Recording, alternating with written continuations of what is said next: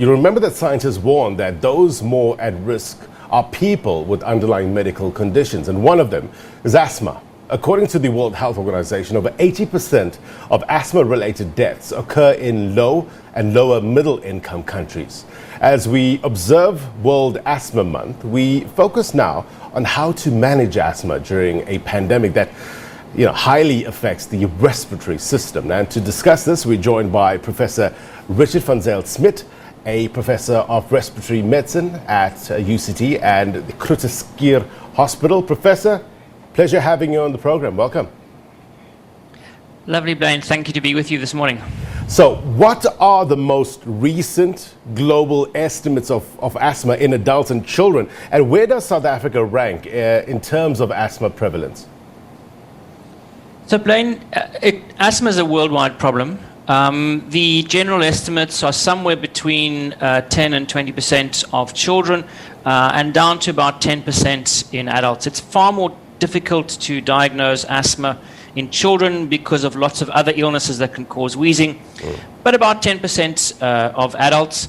We don't rank anywhere near the top of the world in terms of asthma prevalence, but it certainly is a problem in the low middle income countries. And oddly enough, South Africa, although we are classed as a low middle income country, have a fairly well established healthcare system. Yet we do terribly in terms of looking after our asthmatic patients, and we rank close to fourth in the world around asthma mortality. Yet this is a disease that can be controlled. Absolutely. So it's not a curable disease. It's a disease of the airways, an inflammatory airways disease. And so your lungs respond to often allergies, but not always, pollutants, tobacco smoking, and then results in what easily referred to as sort of twitchy airways.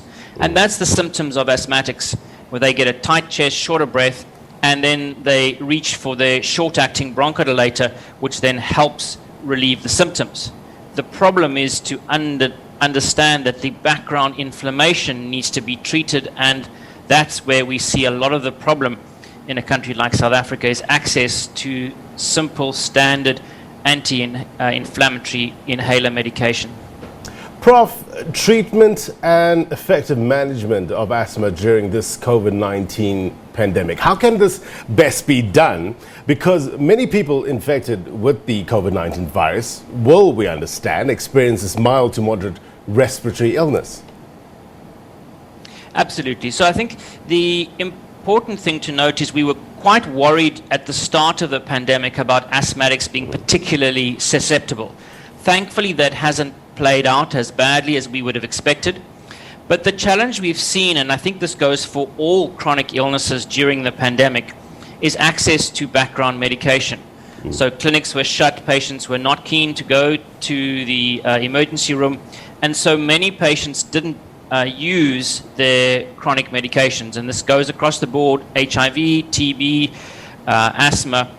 And so the most important part of managing chronic illnesses during a pandemic is to make sure that you take your medication, to make sure that your illness is under control, and so that any risk that your underlying illness may pose to developing COVID or severe COVID is actually minimized by taking the medication that's prescribed and that controls your symptoms. With regards to treatment guidelines, are there revised asthma guidelines, a new era in managing this respiratory condition, so to speak? Absolutely. So the South African asthma guidelines, the South African Thoracic Society are busy working on them. I actually got an email this morning with the revised guidelines that we're hoping to get out fairly shortly.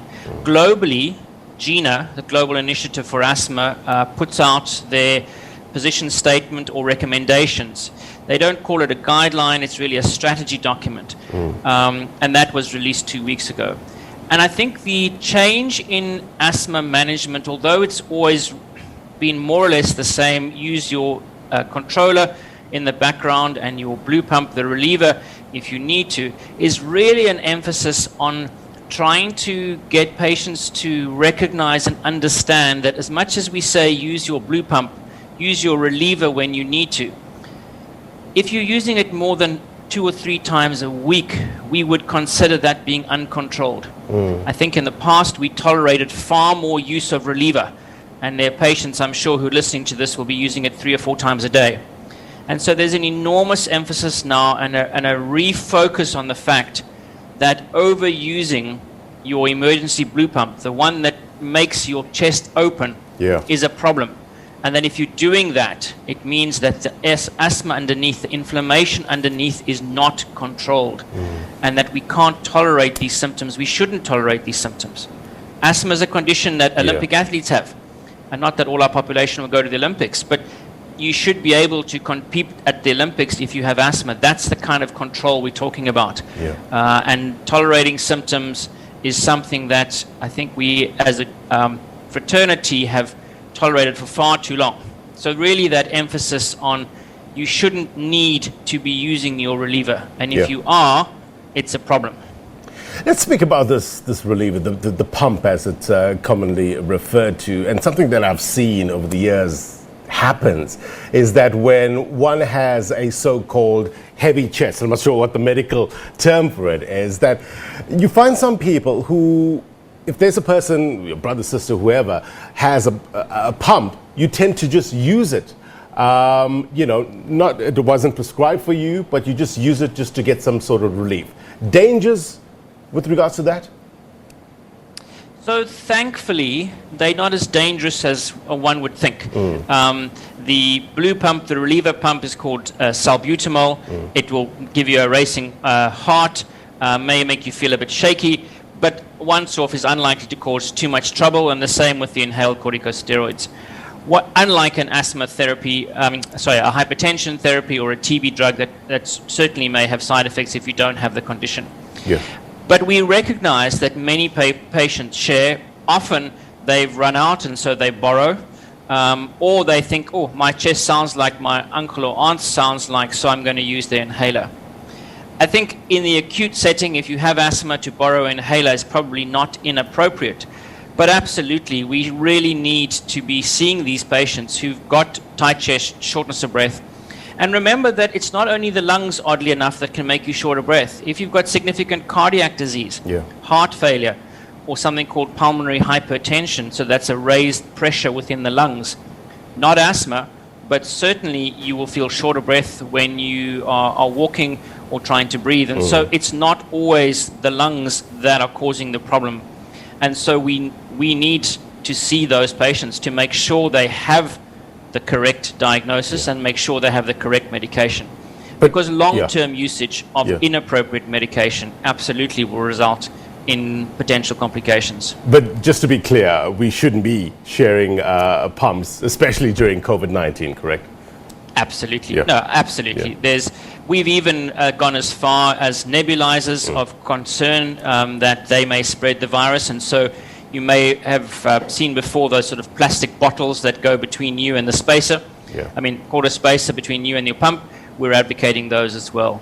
But absolutely, the most important part, it goes without saying, always to use the correct medication that's prescribed to you by your doctor. I think the message is clear that if you have ongoing symptoms, you really need to be seen.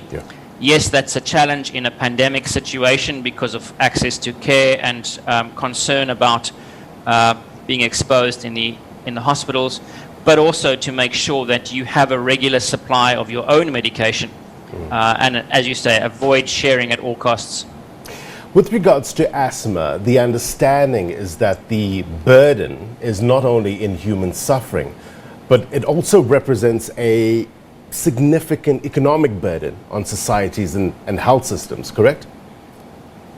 Absolutely. So, we apart from the obvious mortality, these often are young patients, so the economic impact, the family impact, and then days off work for patients that have got asthma who obviously aren't able to attend.